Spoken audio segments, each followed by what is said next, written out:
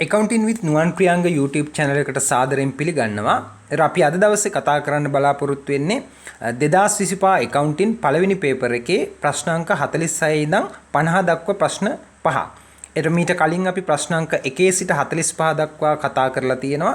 මේකේ ප්ලේලිස්ට් එකේ කලින් වීඩියෝස් වලට ගිහිල්ලා පුතේ ඔයාලට ඒ වීඩියෝස් ටිකත් බලන්න පුළුවන්. හරි. අපි නම් 2025 accounting පේපර් එකේ පළවෙනි පේපර් එකේ 46 වෙනි ප්‍රශ්නෙට යමු. දැන් මේ 46 වෙනි ප්‍රශ්නේ ටිකක් විශේෂ ප්‍රශ්නයක්. මොකද මීට කලින් පේපර්ස් වලදී අහලා නැති ආකාරයේ ටිකක් වෙනස් ආකාරයක ප්‍රශ්නයක් විදිහට මේක සලකන්න පුළුවන්.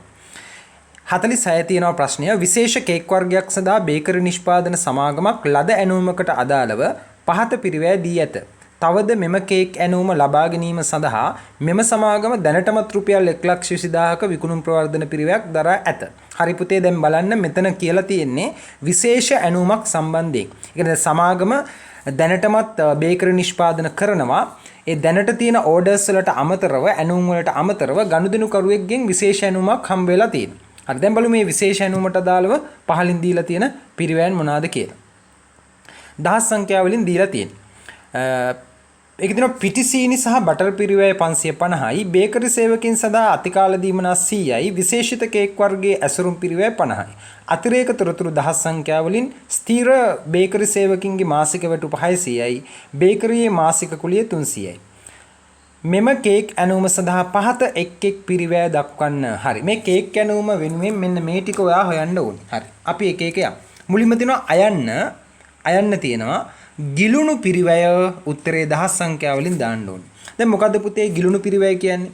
දැන් ගිලුණු පිරිවැය කියලා කියන්නේ දැනටමත් දරා අවසන් වූ පිරිවැය. ඒක වර්තමාන කළමනාකරන තීරණ සඳහා යොදා නොගන්නා දැනටමත් දරා අවසන් වෙච්ච පිරිවැයන් තියෙනවා නම් ඒවට අපි කියනවා ගිලුණු පිරිවැය කියලා. දැන් පුතේ ඔගේ අර උඩින්ම දුන්න නේද මෙම කේක් ඇණුම ලබා ගැනීම සඳහා දැනටමත් 1,20,000ක විකුණුම් පිරිවැයක් දරා ඇත කියලා දරලා ඉවරයි. ඒ කියන්නේ ඔන්න ගිලුණු පිරිවැයක්. 1,20,000ක ගිලුණු පිරිවැයක් තියෙනවා. ඒ තමයි අර විකුණුම් ප්‍රවර්ධන පිරිවැය. දැන් අනිත් ඒවා ඔක්කොම ඇවිල්ලා ඇස්තමේන්තුගත පිරිවැයන්. ඒක ඉදිරියේදී කරන්න තියෙන දේවල්. දැන් දරලා ඉවර වෙච්ච ඒවා තමයි අපි ගිලුණු පිරිවැය කියලා කියන්නේ. එහෙනම් උත්තර 1,20,000යි. හැබැයි මතක තියාගන්න විභාගයට උත්තරය ලියනකොට බිංදු 3 නැතුව ලියන්න ඕනේ. 1,20,000 කියලා දැම්මොත් වැරදි. එතකොට තව බිංදු 3ක් තියෙනවානේ. එහෙනම් දැන් මෙතෙන්ට පුතේ 120 කියලා උත්තරේ ලියන්න මේ කඩඉරිවල. හරි. ඊට පස්සේ ආ කොටසට එන්න. මුළු අදාළ පිරිවැය රුපියල් දහස් සංඛ්‍යාව වලින් ගෙල්ලනවා. මොකද්ද මේ මුළු අදාළ පිරිවැය කියලා කියන්නේ? අපි කියනවා total relevant cost එක. ඒ කියන්නේ මේ තීරණයට අදාළ වෙන පිරිවැය. ඒ කියන්නේ මේ තීරණය වෙනුවෙන්ම දරන ලද පිරිවැය. වෙනත් විදිහකට කිව්වොත් මේ තීරණය නිසා වර්ධනය වෙච්ච පිරිවැය. අපි සාමාන්‍යයෙන් අදාළ තීරණයට අනුව අදාළ පිරිවැය බවට පත් වෙන්නේ ඒකට අදාළ විචල්්‍ය පිරිවැයන් තියෙනවා නම්, අමතර ස්ථාවර පිරිවැයන් තියෙනවා නම් සහ ආවස්තික පිරිවැයන් තියෙනවා නම් ඒ කොටස්. හරි, දැන් මේක අපි බලමු. දැන් මේක අර අපිට දීලා තිබ්බනේ පිටිසීනි බටර් පිරිවැය අන්න ඒක. එතකොට මේකට අදාළ පිරිවැයක් නේ. ඒතර අපි ඒක ගන්න ඕනේ. ඊගාවට තියෙනවා බේකරි සේවකින් සඳහා අතිකාල දීමනා 100. ඇයි බේකරි සේවකින්ට අතිකාල දෙන්නේ? විශේෂ ඇණුම කරන්නනේ. ඒ කියන්නේ දැනට තියෙන සාමාන්‍ය කාලය තුලදී ඒ කට්ටියට කරන්න ටයිම් මදි. ඒ නිසා අපි අතිරේක අතිකාල කියන්නේ සාමාන්‍ය වැඩ කරන කාලයට අමතරව කරන කාලයක්නේ. ඒ වෙනුවෙන් කරන දීමනාවක්නේ. එහෙනම් ඒ කට්ටියට අතිකාල දීලා තමයි වැඩේ කරගන්න වෙන්නේ. ඒතර අතිකාල 100ත් මෙතෙන්ට ගන්න ඕනේ. විශේෂ කේක් වර්ගයේ ඇසුරුම් පිරිවැය. ඒතර ඒ කේක් වර්ගයේ වෙනුවෙන්ම අලුතෙන් ඇසුරුමක් ගේනවා කියන්නේ ඒකේ අදාළ පිරිවැයක්. ඒ 50ත් ගන්න ඕනේ. එතන මෙතන 550යි 100යි 50යි අපි ගන්න ඕනේ. හැබැයි මතක තියාගන්න ඕකේ පහළ දීලා දෙන අතිරේක තොරතුරු වල අර ස්ථීර බේකරි සේවකින්ගේ මාසික වැටුප 600 ගන්නෙ නැහැ. මොකද ඒක කොහොමත් අපි ස්ථීර සේවකින්ගේ මාසික වැටුප 600 ගෙවන්න එපයි. ඒ කියන්නේ මේ විශේෂ කේක් වර්ගය බාරගත්තත් මේ ඇණුම නැතත් අපි ඒක දරන්න ඕනේ. බේකරියේ මාසික කුලිය 300 ඒකත් කොහොමත් ගෙවන්න එපයි. බේකරිය අරගෙන ඉවරයිනේ. ඒතර විශේෂිත කේක් ඇණුම ලැබුණත් නැතත් ඒක ගෙවන්න ඕනේ. එතකොට අර දෙක එන්නේ නැහැ. ඒවා අදාළ නොවන පිරිවැයන්. එන අදාළ පිරිවැය බවට පත් වෙන්නේ 550යි 100යි 50යි. හරි පුතේ, මෙන්න මේ තුනේ එකතුව ගන්න. ඒතර 550යි 100යි 650යි ඒකයි 50යි 700ද? 700ක් එනවා. හරි, උත්තරේ දාන මුළු අදාළ පිරිවැය දහස් සංඛ්‍යාව වලින් ගත්තොත් 700යි. ඊයන්නට එන්න. මුළු අදාළ නොවන පිරිවැය. එහෙනම් අපි කියන්නේ ඔතන අපි 700 හැර මෙතන තියෙන හැම පිරිවැයක්ම ගන්න අදාළ නොවන පිරිවැය යටතට. ඒතර ස්ථීර බේකරි සේවකින්ගේ මාසික වැටුප මේකට අදාළ නැහැ. බේකරියේ මාසික කුලිය 300 මේකට අදාළ නැහැ. දැනට අපි 600යි 300යි එකතු කරගමු. ඒතර 600යි 300යි එකතු කරාම එනවා 900ක්. හරි. හැබැයි ওই 900ට අමතරව තව එකක් එන්න ඕනි. ඕකේ අර ගිලුණු පිරිවැය තීරණයට අදාළ නැති එකක්. එහෙනම් අර 700 හැර ඉතුරු ඔක්කොම ටික එන්න ඕනි. එහෙනම් 900ට අමතරව තව උඩින් තිබ්බ විකුණුම් ප්‍රවර්ධන පිරිවැය ගිලුණු පිරිවැය ඒකත් එකතු කරන්න. 900යි 120යි එකතු කරන්න. එතකොට උත්තරේ කීයද? එනවා 1020යි. ඔව් 1020. එහෙනම් මුළු අදාළ නොවන පිරිවැය දාන්න 1020යි. හරි. එතකොට මේක ඇත්තටම ඇවිල්ලා තියෙන අර අපි පිරිවැය කොටසේදී පිරිවැය වර්ගීකරණයේදී කතා කරනවා පුතේ අදාළ පිරිවැය අදාළ නොවන පිරිවැය ගිලුණු පිරිවැය. අන්න ඒ පිරිවැය වර්ගීකරණයෙන් තමයි මෙතන ප්‍රශ්නේ අහලා තියෙන්නේ. හරි. අපි ළඟට එමු 47 වන ප්‍රශ්නයට. 47 පහත එක් එක් ප්‍රකාශය සත්‍යද අසත්‍යද? සත්‍ය නම් T දාන්න පුළුවන්, අසත්‍ය නම් ඕනනම් F දාන්න පුළුවන්. සත්‍යද අසත්‍යද යන්න සඳහන් කරන්න. හරි. ABCD ප්‍රකාශන හතරක් තියෙනවා. අපි සත්‍යද අසත්‍යද කියලා දාමු. ඒතර සත්‍යද ඇත්තට මෙතන අපි TF කියලා දැම්මට මෙතන සත්‍යද අසත්‍යද කියලා තමයි උත්තරේ දාන්න තියෙන්නේ. අපි සත්‍ය අසත්‍ය කියලාම දාමු. හරි. ඒ වලට එන්න ආයතනයක ගැනුම් දෙපාර්තමේන්තුව විසින් ගැනුම් අධ්‍යාචනා පත්‍රයක් පිළියෙල කරනු ලබයි. ඒක හරිද වැරදිද? ගැනුම් අධ්‍යාචනා පත්‍රයක් පිළියෙල කරන්නේ ගැනුම් දෙපාර්තමේන්තුව නෙවෙයි, ගබඩාව. දැන් විවිධ අංශ වලින් ගබඩාවට ද්‍රව්‍ය අධ්‍යාචනා පත්‍ර එව්වම ගබඩාව බලනවා ඒ අදාළ අයිතම තියනවාද කියලා. අදාළ අයිතම නැත්නම් ඒක මිලදී ගන්න කියලා දැනුම් දෙනවා ගැනුම් දෙපාර්තමේන්තුවට ගැනුම් අධ්‍යාචනා පත්‍රයක් හරහා. එනම් ගැනුම් අධ්‍යාචනා පත්‍රය හදන්නේ ගබඩාව, ගැනුම් දෙපාර්තමේන්තුව නෙවෙයි. එහෙනම් ඒ වලට දාන්න අසත්‍ය. ඔන්න පළවෙනි එක හරි. ඒ අසත්‍ය B වලට එන්න. B වල කියන උද්දමනකාරී තත්ත්වයක් යටතේ තොග අගය කිරීම සඳහා පෙරපිවිසි පෙරපිට ක්‍රමය FIFO first in first out කියන එක භාවිතා කළ විට තොගේ පිරිවැය බරිත සාමාන්‍ය ක්‍රමයේ ලැබෙන අගයට වඩා වැඩිය. ඒතර මේකද කියන්නේ මෙන්න මේකනේ. අවසාන තොගය පෙරපිවිසි පෙරපිට ක්‍රමයේදී පිරිවැය වැඩි බරිත සාමාන්‍ය ක්‍රමයට වඩා. හරි. බරිත සාමාන්‍ය ක්‍රමයට වඩා FIFO ක්‍රමයේදී අවසාන තොගේ පිරිවැය වැඩි උද්දමනකාරී තත්ත්වයක් යටතේ. දැන් උද්දමනකාරී තත්ත්වයක් කියන්නේ මිල වැඩි වෙනවා කියන එකනේ. එතකොට බලන්න මිල වැඩි වෙනවා කියලා කියන්නේ පෙරපිවිසි පෙරපිට ක්‍රමයේදී FIFO ක්‍රමයේදී වෙන්නේ මුලින්ම මිලදී ගත්ත මිල ගණනටතේ තමයි තොග මුලින්ම නිකුත් කරන්නේ. එතකොට දැන් FIFO ක්‍රමයේදී අවසානයේදී ඉතුරු වෙන්නේ කවද ගත්තේවද? අවසානයේදී ඉතුරු වෙන්නේ අවසානයේට ගත්තේවා. ඒක අවසානයේට ගත්තේවාගේ පිරිවැය වැඩි උද්දමනකාරී තත්ත්වයක් යටතේ. එතකොට FIFO ක්‍රමයේදී අවසාන තොගේ පිරිවැය වැඩි. බරිත සාමාන්‍ය ක්‍රමයට වඩා. දැන් බරිත සාමාන්‍ය ක්‍රමයේදී හදන්නේ එදාට තියෙන සාමාන්‍ය නිකුත් කරන අවස්ථාවේදී මුළු තොග පිරිවැය එදාට තියෙන ඒකක ප්‍රමාණයෙන් බෙදලා එකක මිල හොයනවා. දැන් ඊට වඩා ඒතර FIFO ක්‍රමයේදී අවසාන තොගේ වැඩි, අවසානයේදී ඉතුරු වෙන්නේ අවසානයේට ගත්ත මිල වැඩි ඒවා නිසා. එහෙනම් ඒ කතාව හරි නේද? එහෙනම් B වලට දාන්න පුතේ සත්‍යයි. ඒක සත්‍ය. C වලට එන්න. C වල කියනවා තොග අයිතමයක ආර්ථික ඇණුම් ප්‍රමාණය වන්නේ එහි වාර්ෂික ඇණුම් පිරිවැයයි සහ වාර්ෂික රඳවා ගැනීමේ පිරිවැයෙහි එකතුව අවම වන යලි ඇණුම් ප්‍රමාණයයි. හරි. මේ කියන්නේ පුතේ ආර්ථික ඇණුම් ප්‍රමාණයනේ. ඒ කියන්නේ මොකක්ද? අර EOQ economic order quantity එක. හරි. EOQ කියන්නේ මොකක්ද? EOQ කියලා කියන්නේ අපි ඇණුම් කරන පිරිවැයයි ඒ වගේ මේ තොගය ගබඩාවේ රඳවා ගන්න පිරිවැයයි කියන දෙකෙන්ම එකතු වෙන මුළු පිරිවැය අවම වන වරකට ගෙන්වන ඒකක ප්‍රමාණය. හරි. ඒතර ආර්ථික ඇණුම් ප්‍රමාණය කියලා කියන්නේ මුළු පිරිවැය අවම වන ආකාරයෙන් වරකට ගෙන්නන්න ඕනි ඒකක ප්‍රමාණය. දැන් වරකට ගෙන්නන්න ඕනි ප්‍රමාණය තමයි පුතා යලි ඇණුම් ප්‍රමාණය කියලා කියන්නේ. ඒතර මේ කතාව හරි. අඩු පිරිවැයක් යටතේ ගෙන්නන ප්‍රමාණයනේ ආර්ථික ඇණුම් ප්‍රමාණය කියන්නේ. එන ඒකට පුතේ දාමු C වලට සත්‍යයි කියලා දාන්න. සත්‍ය. D වලට එන්නේ ඒකේ අන්තිම කෑල්ල. එක් එක් තොගායිතමේ ලැබීම් නිකුත් කිරීම සහ ශේෂ්‍ය ප්‍රමාණයෙන් සහ වටිනාකමින් යන දෙකෙන්ම සටහන් කරන ලේඛනයේ බින් කාඩ් පත්‍රය වේ. ඒක අසත්‍යයි. එතකොට ලැබීම් නිකුත් කිරීම ශේෂ ප්‍රමාණයෙන් සහ වටිනාකමින් දෙකෙන්ම සටහන් කරන්නේ ගබඩා ලෙජරේ. අර අපි FIFO වලදී එහෙම ගබඩා ලෙජරේ හදන්නේ WAC ක්‍රමයේදී එහෙම. එහෙනම් බින් කාඩ් පතේ තියෙන්නේ තොගවලට අදාළ ප්‍රමාණයෙන් පමණයි. වටිනාකම නැහැ. රුපියල් ගණන් නැහැ බින් කාඩ් එකේ. බින් කාඩ් එක කියන්නේ ගබඩාවෙම තියෙන අදාළ අයිතමේ ළඟම තියෙන ගබඩාවෙම තියෙන අදාළ ඒ අයිතමේට අදාළ පත්‍රයක්. ඒතර ඒකේ තමයි ලැබීම් නිකුත් කිරීම ශේෂය දාන්නේ. හැබැයි ප්‍රමාණයෙන් විතරයි. හැබැයි ගබඩා ලෙජරේ තියෙන ගිණුම් කරන අංශයේ ගබඩා ලෙජරේ ශේෂය නිකුත් කිරීම ලැබීමේ සියල්ලම ප්‍රමාණයෙන් වගේම වටිනාකමෙන් දාන. බින් කාඩ් පත්‍රය කියන එක වැරදි නිසා අපි මෙතෙන්ට දානවා අසත්‍යයි කියලා. හරි. අසත්‍ය කියලා දාන්න. හරි. 47 වෙනි ප්‍රශ්නේ හරි. අපි යම් පුතේ 48 පොදු කාර්ය සම්බන්ධ ප්‍රශ්නයක්. සීමිත දසුන් පොදු සමාගමේ නිෂ්පාදන සමාගමක් වන අතර ඒ යන්ත්‍ර සහ එකලස් නම් වූ පිරිවැය මධ්‍යස්ථාන දෙකකින් සමන්විත වේ. හරි. පිරිවැය මධ්‍යස්ථාන දෙකයි. සමාගම තනි භාණ්ඩයක් නිෂ්පාදනය කරයි. මෙම සමාගමේ ඒකක 30000ක ක්‍රියාකාරී මට්ටමේදී පහත තොරතුරු දී ඇත.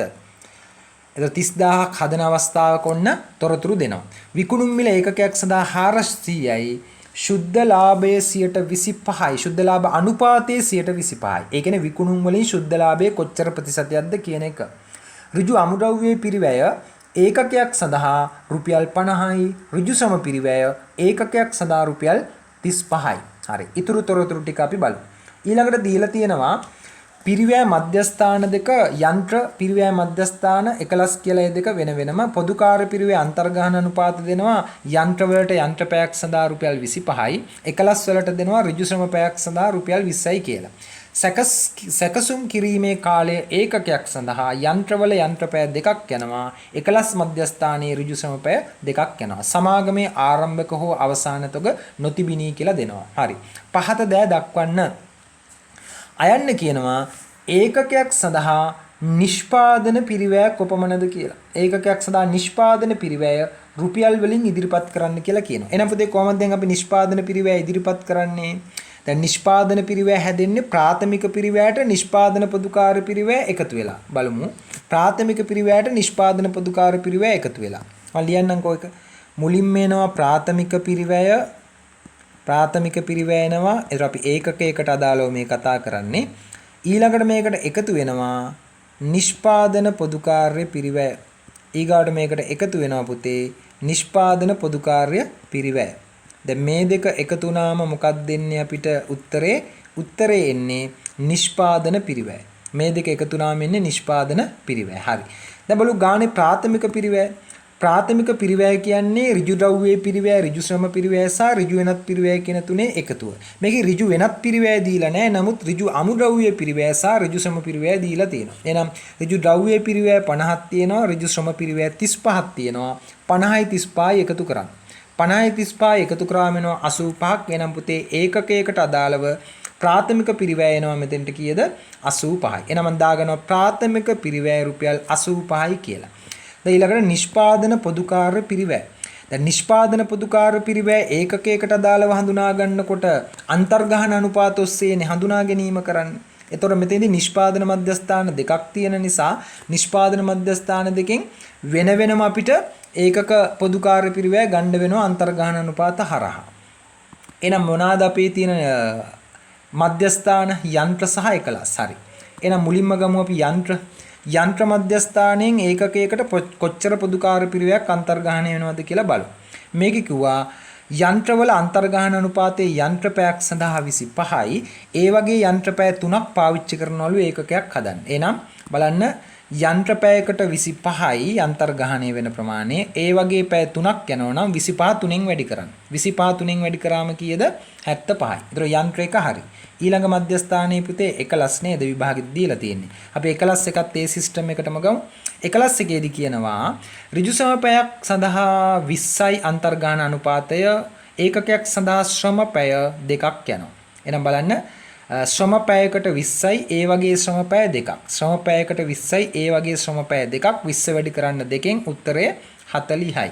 එහෙනම් දැන් ප්‍රාථමික පිරිවැයට මේ නිෂ්පාදන පොදුකාර්ය ටික එකතු වුණාම අපිට අවසාන පිළිතුර විදියට ගන්න පුළුවන් මොකද්ද?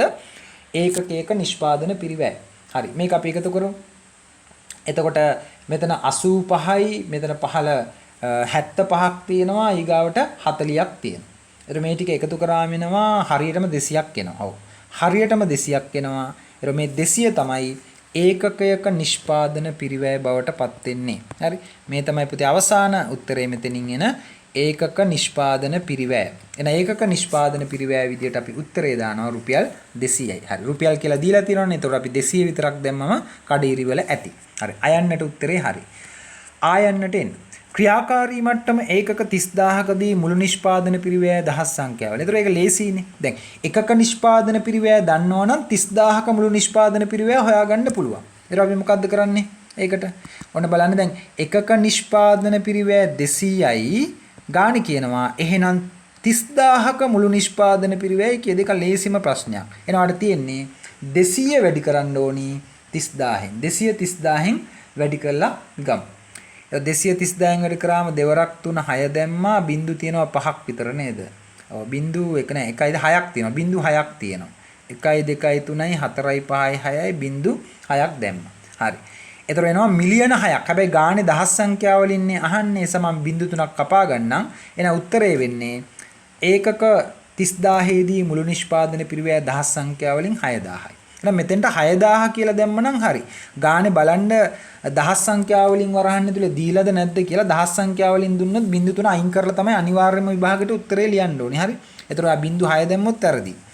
ඊයන්නට එන්න. ක්‍රියාකාරී මට්ටම ඒකක 30000කදී ඒකකයක් සඳහා නිෂ්පාදන නොවන පොදු කාර්ය පිරිවැය. යන්න හොඳ ප්‍රශ්නයක්. නිෂ්පාදන නොවන පොදු කාර්ය පිරිවැය. දැන් බලන්න පුතේ නිෂ්පාදන නොවන පොදු කාර්ය පිරිවැය සම්බන්ධ වෙන විදිය. දැන් ඔන්න බලන්න ඒකකයක නිෂ්පාදන පිරිවැය අපි හොයාගත්තා නේද? ඔව්. කලින් අපි හොයාගත්තා ඒකකයක නිෂ්පාදන පිරිවැය. ඒකකයක නිෂ්පාදන පිරිවැයට එකතු වෙනවා ඒකකයක නිෂ්පාදන නොවන පොදු කාර්ය පිරිවැය. ඒකකයක නිෂ්පාදන නොවන පොදු කාර්ය පිරිවැය අපි එකතු කරමු. ඒතර ඒකක නිෂ්පාදන පිරිවැයට ඒකකයක නිෂ්පාදන නොවන පොදු කාර්ය පිරිවැය එකතු වුණාට පස්සේ අවසානයේදී එන උත්තරේ මොකද්ද? අපිට අවසානයේදී එන උත්තරේ තමයි මුළු පිරිවැය. නිෂ්පාදන පිරිවැය නෙවෙයි ඒකකයකට අදාළ මුළු පිරිවැය උත්තරේ එනවා. හරි. ඒකකයට අදාළ මුළු පිරිවැය උත්තරය අපිට ගන්න පුළුවන්. හරි. අපි ඒ විදිහට දාගමු. දැන් බලමු අපේ දීලා තියෙන තොරතුරු ටික. හරි. දැන් අපිට නිෂ්පාදන පිරිවැය තියෙනවද පුතේ? අපි කලින් හැදුවා නේද නිෂ්පාදන පිරිවැය? උඩින් හැදුවේ. ප්‍රාථමික පිරිවැයට නිෂ්පාදන පොදු කාර්ය එකතු කරලා කීයක් ආවද? 200යි. මම නම් මෙතෙන්ට දාගන්නවා පුතේ ඒකක නිෂ්පාදන පිරිවැය 200ක් කියලා. ඒකක නිෂ්පාදන නොවන පොදු කාර්ය පිරිවැය අනේ ඒක තමයි අපේ ප්‍රශ්නෙන් අහන්නේ. ඒක දන්නේ නැහනේ. අපිට හැබැයි ඒකකයක මුළු පිරිවැය හොයාගන්න උතන ක්‍රමයක් තියෙනවා. මොකද මේ ගානේ දුන්න සුද්ධ ලාභ අනුපාතයේ 25යි කියලා. ඒ කියන්නේ විකුණුම් වලින් 25ක් ලාභේනේ. උතන විකුණුම් මිල 400ක් දීලා තියෙනවා. 400 25න් වැඩි කරන්න. 400 25න් වැඩි කරන්න. 400 25න් වැඩි කරාම එනවා 100ක් නේ. ඒ කියන්නේ විකුණුම් මිල 400යි නම් ඒකේ ඇතුලේ ලාභයේ 100ක් තියෙනවා නම් 400න් 100ක් අඩු කරාම එන්නේ 300යිනේ. ඒ කියන්නේ 300 තමයි පිරිවැය. හරි. 300 තමයි පිරිවැය. 300 තමයි පිරිවැය. හරි. ඔන්න මිල 400යි ඒකෙන් 125ක් ශුද්ධ ලාභයේ. ඒතර 400න් 125ක් 100ක් ආවා. ඒතර 400න් 100 අඩු වුණාම එන්නේ පිරිවැයනේ. එහෙනම් මුළු පිරිවැය එනවා ඒකකයක 300යි. එහෙනම් බලන්න ඒකකයක මුළු පිරිවැය 300යි. දැන් ඔයාලට හොයාගන්න පුළුවන් නිෂ්පාදන නොවන පොදු කාර්ය පිරිවැය. දැන් ඒකක නිෂ්පාදන පිරිවැය 200ට ඒකකයක නිෂ්පාදන නොවන පොදු කාර්ය එකතු වුණාම තමයි මුළු පිරිවැය 300ක් එන්නේ. නම් ඒ එකතු වෙච්ච ඒකකයක නිෂ්පාදන නොවන පොදු කාර්ය පිරිවැය කීයද? නම් 200ට කීයක් එකතු වුණාමද 300 එන්නේ? 100ක් එකතු වුණාම. එහෙනම් උත්තරය වෙන්නේ ඒකකයක නිෂ්පාදන නොවන පොදු කාර්ය පිරිවැය රුපියල් 100යි. එහෙනම් අපි දාගමු ඒකකයක නිෂ්පාදන නොවන පොදු කාර්ය ක්‍රියාකාරී මට්ටම 30 දාන්නේ කොහමද? ඒකකයක නිෂ්පාදන නොවන පොදු කාර්ය පිරිවැය රුපියල් කියලා දීලා තිනවා. අපි 100 කියලා දැම්මම මෙතෙන්ට හරි. 100යි. හරි පුතේ. ඔන්න බලන්න පොදු කාර්ය පිරිවැය වලට අදාළවත් අර පිරිවැය වර්ගීකරණයට අදාළවත් තමයි ප්‍රශ්න අහලා තියෙන්නේ. 49 වෙනි ප්‍රශ්නෙට 49 වෙනි ප්‍රශ්නය ආන්තික පිරිවැයේ තියෙන සමච්ඡේද ලක්ෂ විග්‍රහයට අදාළව තමයි ප්‍රශ්නේ දීලා තියෙන්නේ. බලමු. ඒකක 25000ක නිෂ්පාදන ධාරිතාවයක් සහිත සමාගමක් විසින් නිෂ්පාදනය කර විකුණු ලබන තනි භාණ්ඩයකට අදාළව පුරෝකථනය කළ තොරතුරු පහත දී ඇත. දායක විකුණුම් අනුපාතය 40යි. මොකද්ද දායක විකුණුම් අනුපාතය කියලා කියන්නේ? විකුණුම් වලින් දායකයේ කොපමණ ප්‍රතිශතයක්ද කියන එක. ඒ කියන්නේ 140යි කියන්නේ විකුණුම් මිල 100යි නම් 40ක් දායකයේ කියන එක. ඊළඟට දෙනවා ආරක්ෂිතාන්තිකයේ ඒකක සහ වටිනාකම. ඒකක 9000යි සහ වටිනාකම රුපියල් 4,50,000යි. මොකද ආරක්ෂිතාන්තිකයේ ඒකක සහ වටිනාකම කියලා කියන්නේ. ඒ කියන්නේ දැනට සිටින ක්‍රියාකාරී ඒකක ප්‍රමාණය සහ සමච්ඡේද ලක්ෂ්‍ය අතර වෙනස තමයි ආරක්ෂිතාන්තිකය කියලා කියන්නේ. ඒතර ඒකක වලින් ගත්තොත් ආරක්ෂිතාන්තිකයේ ඒකක විකුණුම් වටිනාකම් දෙක අතර වෙනස ගත්තොත් ආරක්ෂිතාන්තිකයේ වටිනාකම රුපියල් වලින්. ඊට පස්සේ දෙනවා මුළු ස්ථාවර පිරිවැය රුපියල් 1,20,000යි. පහත දෑ සඳහන් කරන්න. හරි. අපෙන් පුතේ විභාගෙදී අහලා තියෙනවා අයන්න ඒකකයක විකුණුම් මිල කීයද? හරි. දැන් ඒක අපිට ලේසි ඒකකයක විකුණුම් මිල හොයන්න. දැන් මේකෙදී අපිට විකුණුම් මිල සම්බන්ධ වෙන තැනකට යන්න වෙනවා. දැන් ඕකේ දායක විකුණුම් අනුපාතයට විකුණුම් මිල සම්බන්ධ වුණාට අපිට ඒකෙන් හොයාගන්න බෑ. මොකද අපි දායකයෙ කියන එක දන්නේ නැහැ. එහෙනම් ඔගේ දෙවැනි එක ආරක්ෂිතාන්තිකේ හරහා තමයි වැඩේ කරගන්න වෙන්නේ. ආරක්ෂිතාන්තිකයේ ඒකකයි වටිනාකමයි දීලා තියෙනවා. දැන් කොහොමද අපි ආරක්ෂිතාන්තිකයේ වටිනාකම හොයාගන්නේ? අපි පොඩ්ඩක් ඒක ලියමු. ආරක්ෂිතාන්තිකයේ වටිනාකම රුපියල් වලින් හොයන්නේ කොහොමද කියලා. අපි මෙහෙම දාමු. ආරක්ෂිත ආන්තිකය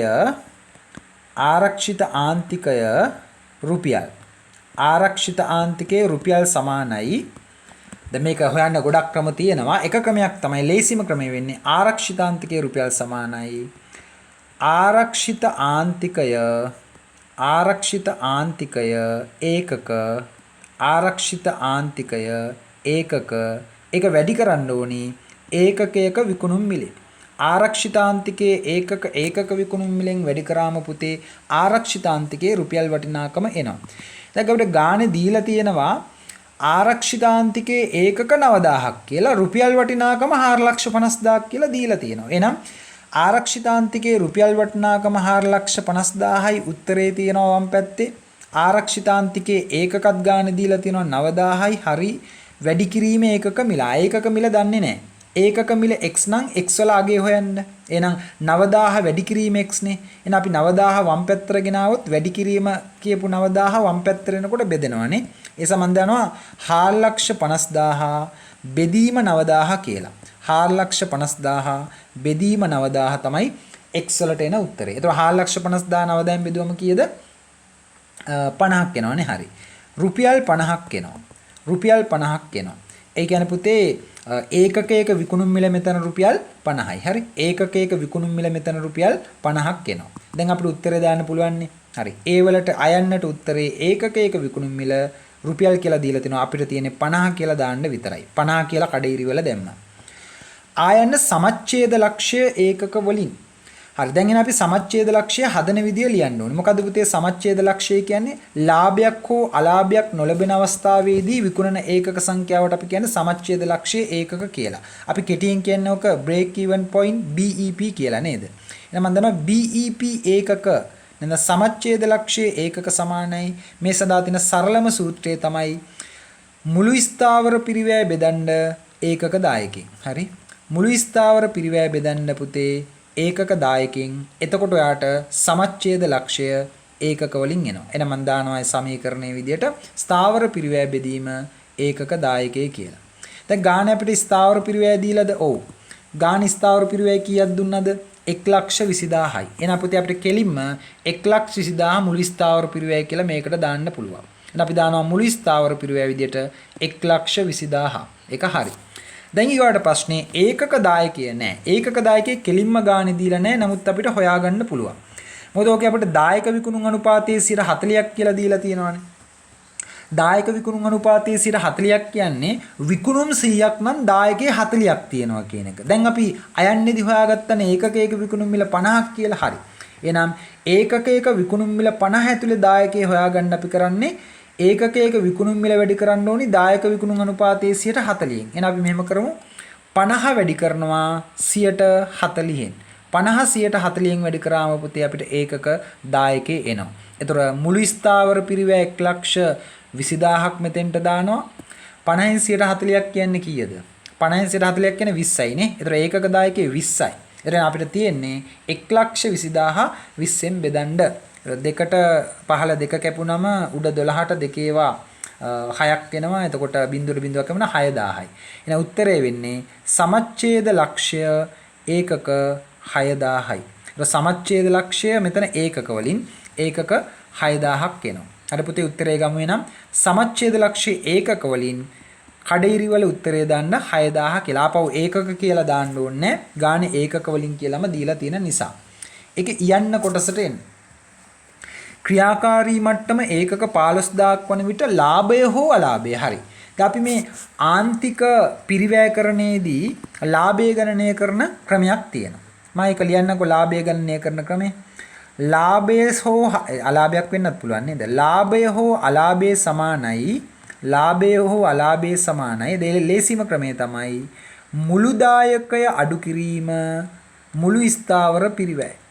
මුළු දායකය අඩු කිරීම මුළු ස්ථාවර පිරිවැය. ඒතර මුළු දායකයෙන් ස්ථාවර පිරිවැය අඩු කරාම අපිට ලාභය හෝ අලාභය එනවා.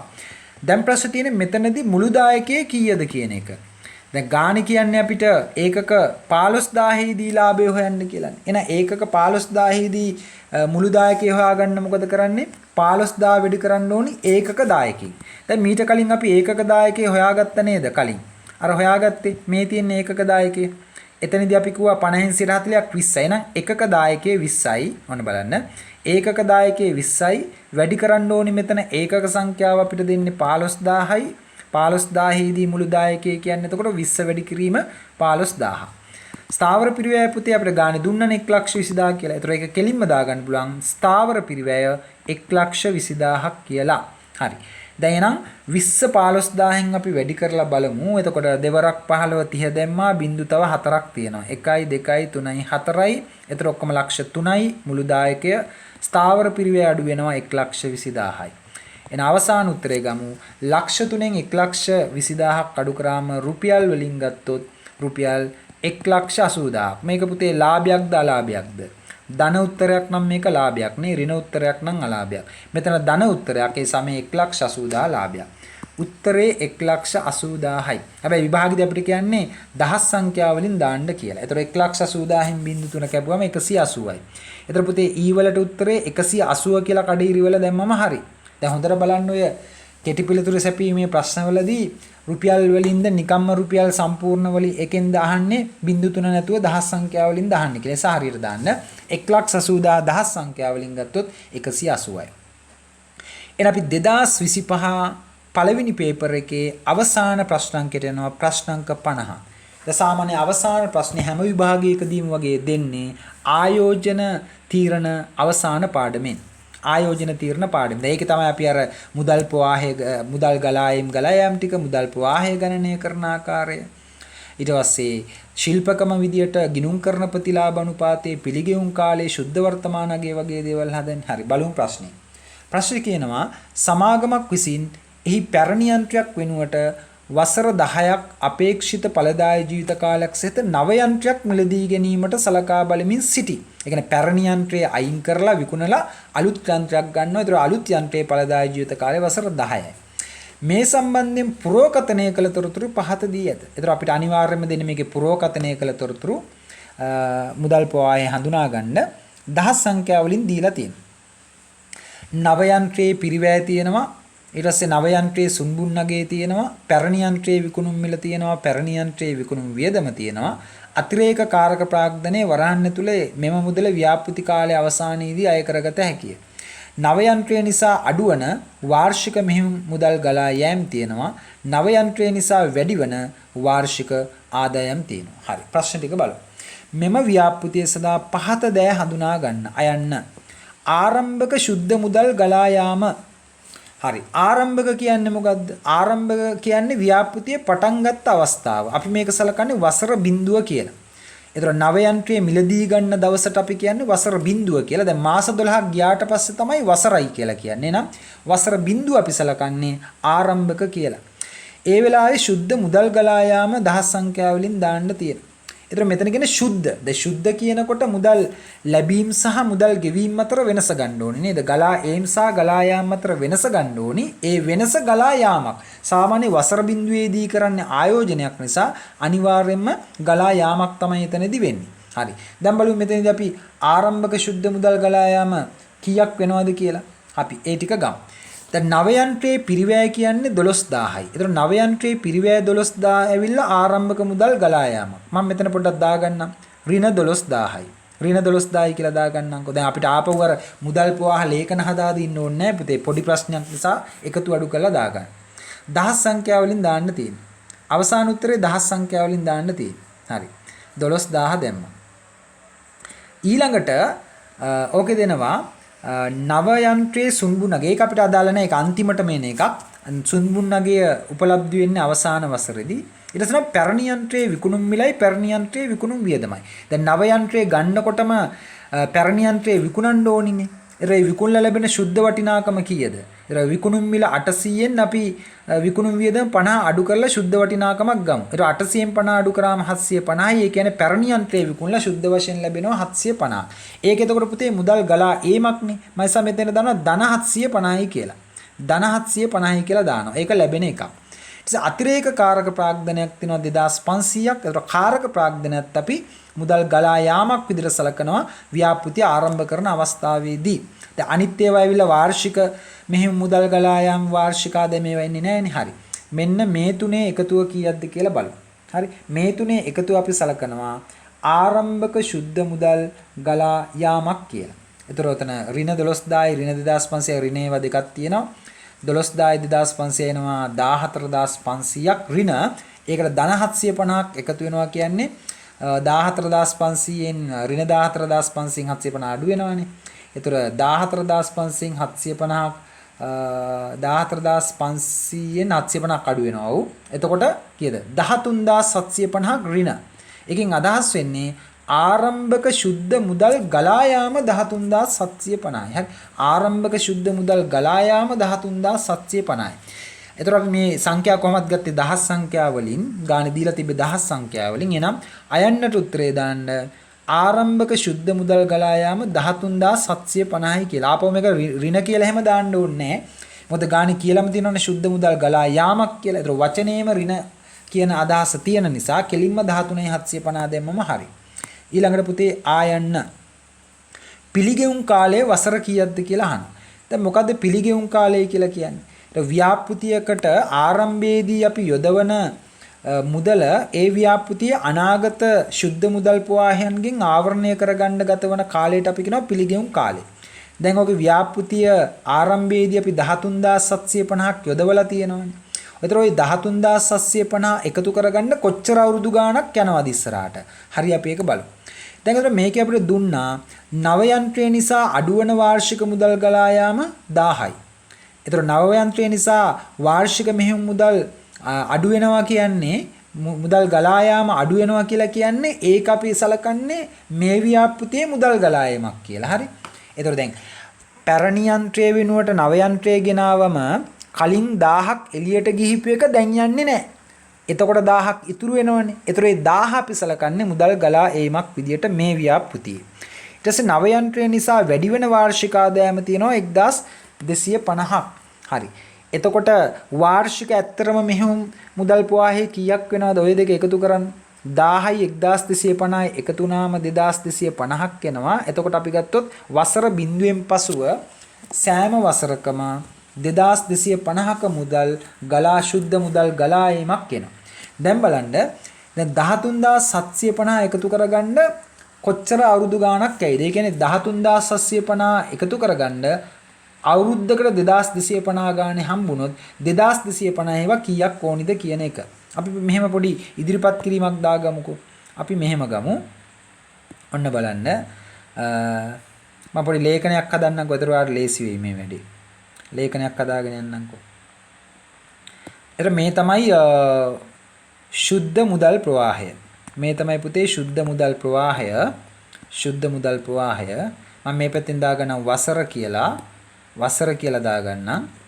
මේ පැත්තෙන් දානවා වසර කියලා. ඔන්න වසරයි සුද්ධ මුදල් ප්‍රවාහය අපි ලියාගත්තා. හරි. දැන් මම අවුරුදු ටිකක් පහලට දාගෙන යන්නම්. හරි. අවුරුදු ටිකයි මේක ලොකු ඉදිරිපත් කිරීමක් අවශ්‍ය වෙන්නේ නැහැ. මේක පොඩි ප්‍රශ්නයක් නිසා. නැත්නම් ලේඛනයක් හදනවාට එතකොට මේක තේරෙන නිසා. හරි. වසර බිඳුවේදී අපි කිව්වා ආරම්භක සුද්ධ මුදල් ගලා යාම 13750. ඒ සමම වසර බිඳුවට දානවා ඍණ 13750. ඒක අපි හොයාගත්ත කලින්. ඊට පස්සේ කිව්වනේ වසරකට 2250ක් එනවා කියලා අපි මේ හැදුවේ. අර දෙක එකතුව 1000යි 1250. ඒතර වසරකට 2250ක් වෙනවා. ඒතර පළවෙනි වසර 2250යි. ඔන්න බලන්න. පළවෙනි වසර 2250යි. දෙවන වසර 2250යි. තුන්වෙනි වසරට 2250යි. ওই විදිහට දාගෙන යන්න පුළුවන්. හතරවෙනි වසරට 2250යි. හතරවෙනි වසරට 2250යි. තව ටිකක් ලොකු කරගන්න වෙනවා. හතරවෙනි වසරට 2250යි. ඊළඟට පස්වෙනි වසරටත් ඒ ගාන 2250යි. හයවෙනි වසරටත් 2250යි. ඔහොම ලියාගෙන යන්න පුළුවන් නේද? හත්වෙනි වසරටත් 2250යි. හත්වෙනි වසරටත් 2250යි. හරි මම මෙතනින් නවතින්නම්කෝ. හරි දැන් බලමු 13500 කවර් කරගන්න 2250 ඒවා කීයක් ඕන වුණාද කියලා අපි එකතු කරන් යමුද. ඔන්න පළවෙනි 2250 එකතු කරන්න 2250යි. මම එකතු කරගෙන යනවා. දෙවෙනි 2250ත් එකතු කරන්න. පළවෙනි 2250යි දෙවෙනි 2250යි මම එකතු කරාම එනවා 4500යි. හරි. ඒකට 4500 තව 2250ක් එකතු කරන්න. එතකොට 6750යි. ඒකට තව 2250ක් එකතු කරන්න. එතකොට 9000යි. ඔන්න දැන් 9000ක් හරි. ඒකට 9000ට තව 2250ක් එකතු කරන්න. එතකොට පුතේනවා 11250යි. හරිද බලන්න මම එකතු කරා හරිද කියලා බලන්න. එතකොට 1යි 2යි 3යි 4යි 5යි. මම 5යි තාම එකතු කරලා තියෙන්නේ. 6 නෑ. සම වෙන්න. හරි. හරි බලන්න 2250 ඒවා 5ක් වෙනවා 11250යි. හරි. හරි.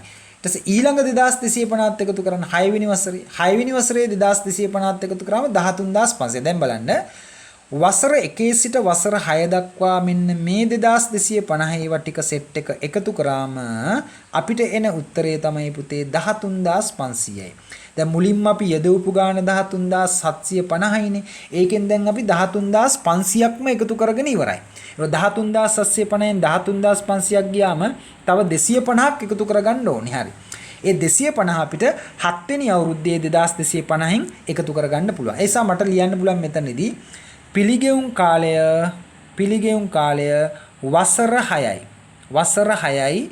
ඒක ඉතුරු 250 එකතු කරගන්න අවුරුද්දක්ම යන්නේ නැහැ මාස ගාණක් යන්නේ. හරි. දැන් 13750න් 13500ක් ගියාම තව 250ක් ඉතුරුයිනේ. හරි. ඉතුරු 250 එකතු කරගන්නේ 7 වෙනි වසරේදී හම්බෙන 2250න්. එහෙනම් එතනදී අවුරුද්දක් ඕනේ මාස ගාණක් ඇති. මම මේ මාස ගාණ හොයාගන්න මෙහෙම කරනවා.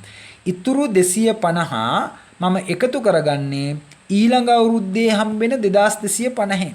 එහෙනම් 2250 හම්බෙන්නේ වසරකට කියන්නේ මාස 12කටනේ. එහෙනම් 2250 කියන්නේ මාස 12කට නම් 250 කියන්නේ මාස කොච්චරකටද? එතකොට පුතේ වාට තියෙන්නේ 250 2250න් බෙදලා 12න් වැඩි කරන්න. මම බෙදනවා 250 බෙදනවා කැල් එකක් අරන් බෙදා ගන්න. 250 බෙදනවා 2250න් වැඩි කරනවා 12න්. එතකොට අපිට එතන උත්තරයක් එනවා 1.33 කියලා. එර මට උත්තරය ගන්න පුළුවන් පුතේ වසර 6යි මාස 1.33. එනම් පිළිගෙවුම් කාලයේ බවට පත් වෙන්නේ අර ආරම්භක යෙදවපු මුදල එකතු කරගන්නේ වසර 6යි මාස 1.33යි. ඒතර උත්තරය වෙන්නේ ඒක. එහෙනම් අපි දාමු වසර 6යි මාස 1.33 කියලා. එහෙනම් මෙතන දානවා මම වසර 6යි. මේක හැබැයි වසර ගාන අපෙන් අහලා තියෙන්නේ.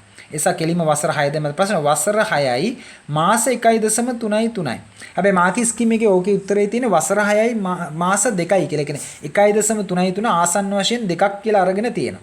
ඇත්තටම 1.33 දෙකක් කියලා කියන්න බෑ ආසන්න වශයෙන්. 1.33 ආසන්න වශයෙන් 1යි. එසා වසර 6යි මාස 1 කියන එකටත් විභාගීය උත්තරේ දුන්නා. වසර 6යි මාස 2 කියන එකටත් විභාගීය උත්තරේ දුන්නා. ඒ දෙකෙන් කැමති එකක් දාගන්න. හරි. ඊකට ඊ කොටස කියනවා මුළු පර්යන්ත සුද්ධ මුදල් ගලා ඒම් කොච්චරක්ද කියලා. මොකද පුතේ පර්යන්ත කියන්නේ? පර්යන්ත කියන වචනේ තේරුම තමයි අවසාන ටර්මිනල් කියන එක. එහෙනම් අවසාන වසරේ සුද්ධ මුදල් ගලා ඒම කොච්චරක්ද කියලා බලමු. දැන් ඔගේ ඵලදාය ජීවිත කාලයේ වසර 10යි නේද? හරි. 10 වෙනි වසර තමයි පර්යන්ත වසර කියලා සලකන්නේ. එහෙනම් 10 වෙනි වසරේ මුදල් ප්‍රවාහය කොච්චරක්ද කියලා බලමු. හරි. ඒක 10 වෙනි වසරේ වෙන්නේ අපි සාමාන්‍යයෙන් කිව්වා අර වාර්ෂික සුද්ධ මුදල් ප්‍රවාහය 2250ක් තියෙනවා කියලා උඩ හදාගත්තේ. හරි. ඒ 2250 එනවා. ඔන්න ඒ 2250 මම දාගත්තා. ඊට අමතරව සුන්බුන් නගයක් තියෙනවානේ 2000ක. ඒක සුන්බුන් නගයත් අවසාන වසරේදී හම්බ වෙන එකක්. එන සුන්බුන් අගේ විදියට 2000කුත් අවසාන වසරේදී ලැබෙනවා. ඒ 2000ත් මම මෙතෙන්ට දාගන්නවා. තව මොනවාද අවසානයේදී හම්බෙන්නේ?